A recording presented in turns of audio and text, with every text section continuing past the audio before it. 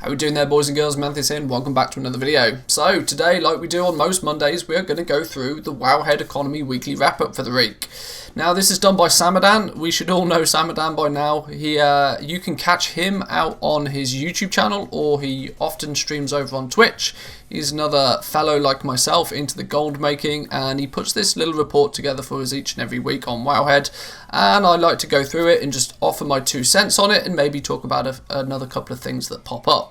So the first thing, big thing for me this week, this is something that I really got quite excited about, is that TradeSkillMaster is finally at a point where we might start seeing some updates.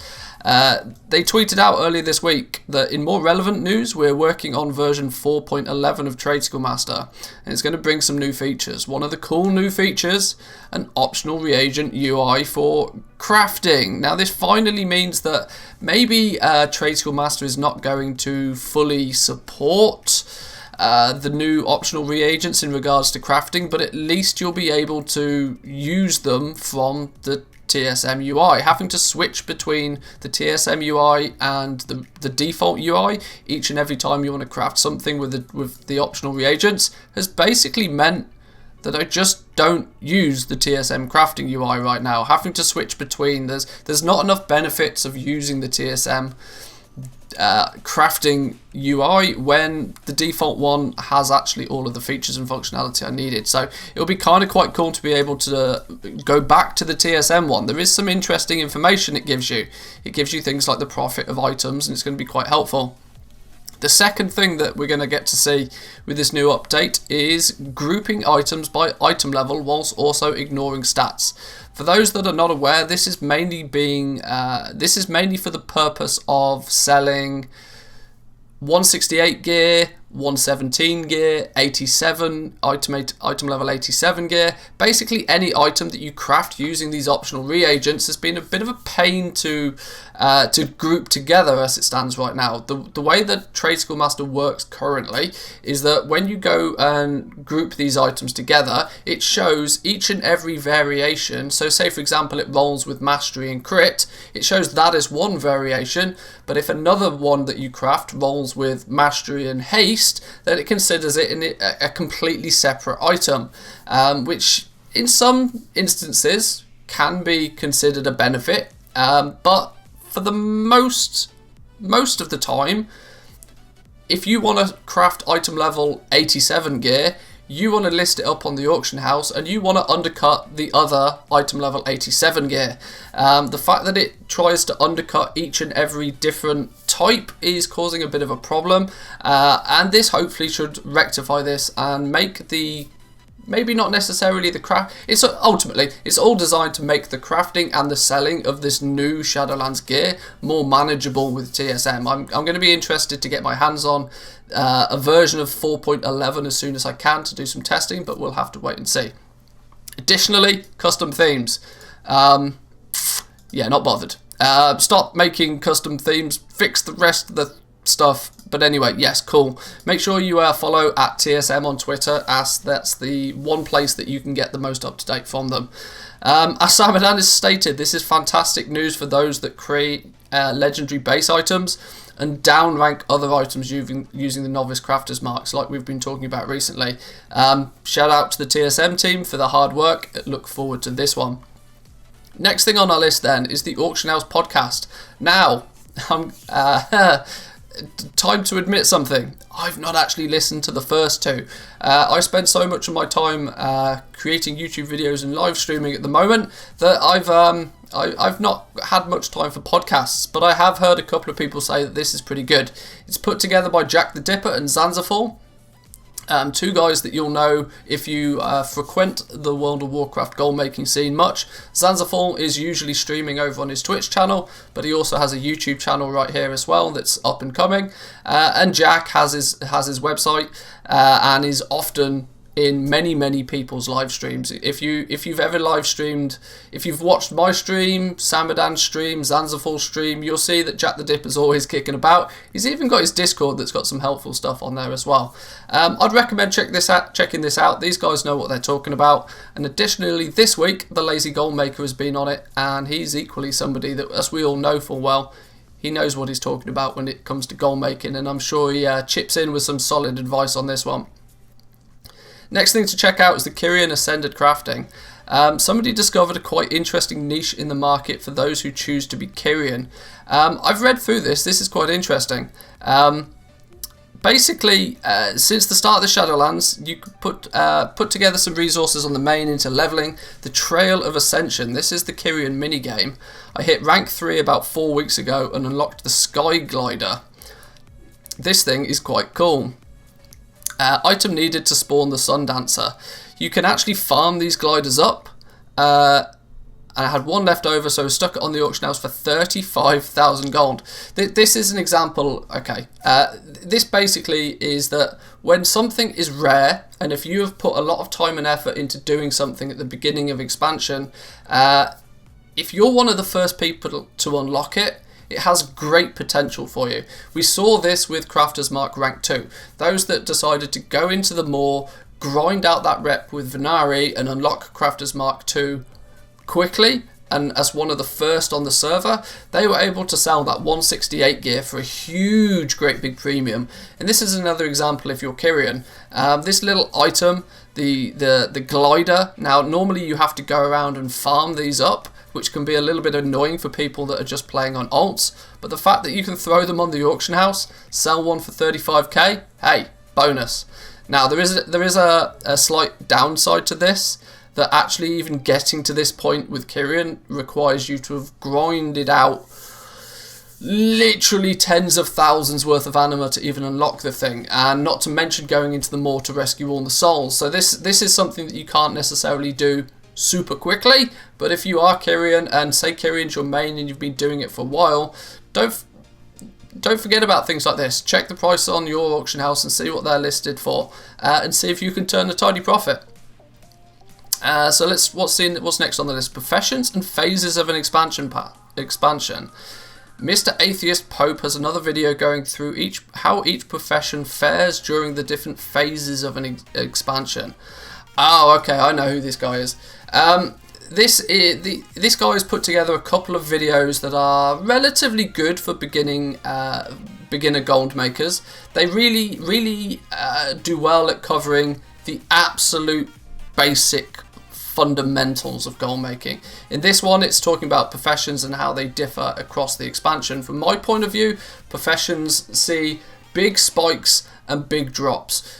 When an expansion is launched, there's a huge spike in the demand for anything that is crafted with a profession. We have a whole bunch of new items to craft with those professions, and the professions are at that absolute max.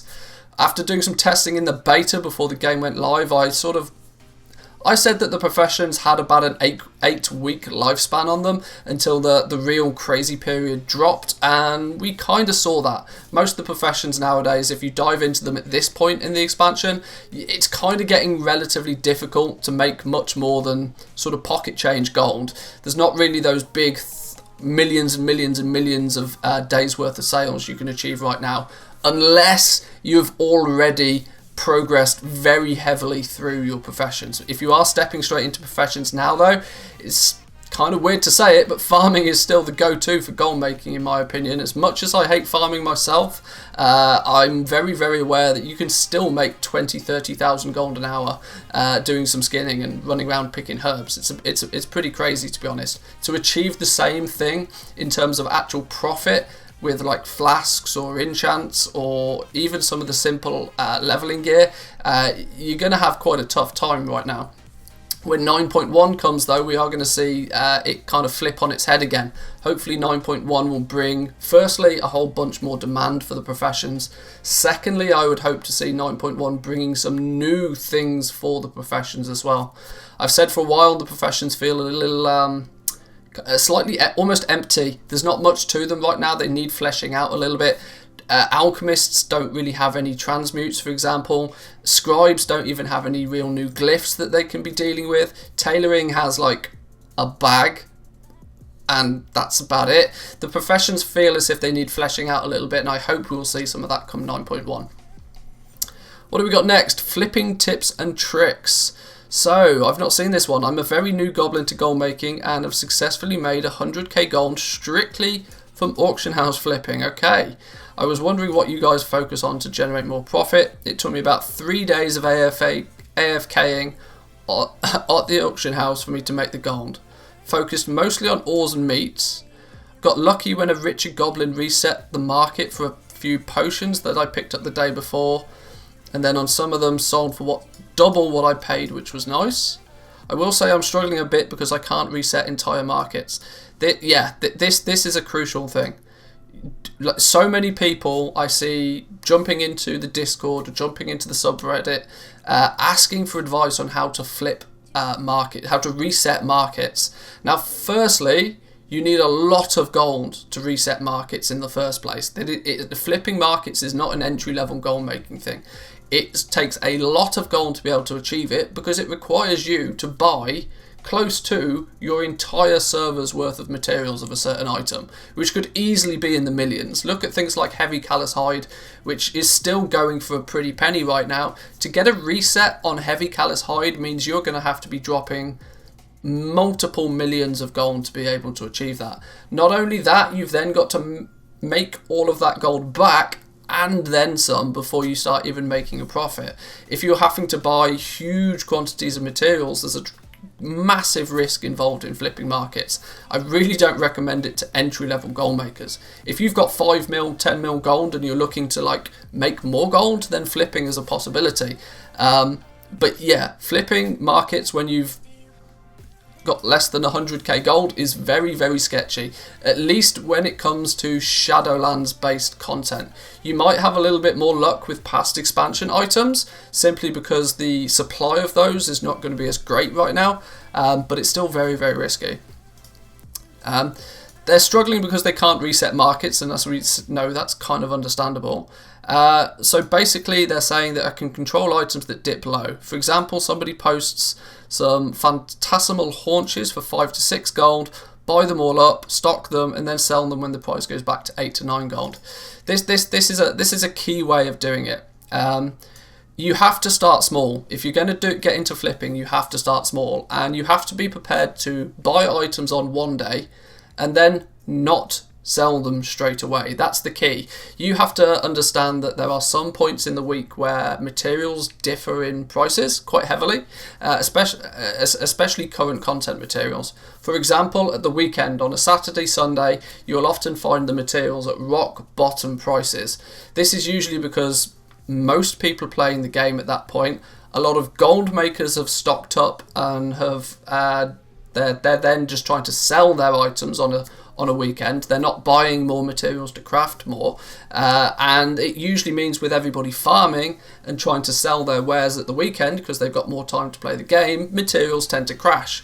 Materials and consumables though tend to go back up again at reset time, so whether that be Tuesday or Wednesday, depending on which region you play. Tuesday, Wednesday, you'll usually see those materials and especially consumables, so flasks, enchants, gems, that sort of thing.